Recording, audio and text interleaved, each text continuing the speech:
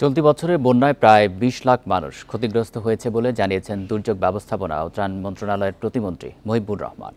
দুপুরে সচিবালয়ে দেশের বিভিন্ন স্থানে সৃষ্ট বন্যা পরিস্থিতি নিয়ে সংবাদ সম্মেলনে এসব জানান তিনি। এখন জন্ম সনদ দিয়ে খোলো বিকাশ স্টুডেন্ট অ্যাকাউন্ট, নিজের বিকাশ নিজে কর।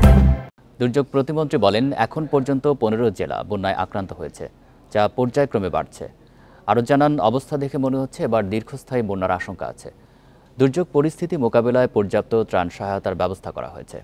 বিভিন্ন জেলার প্রশাসকদের পর্যাপ্ত বরাদ্দ দেওয়া হয়েছে বলেও জানান প্রতিমন্ত্রী।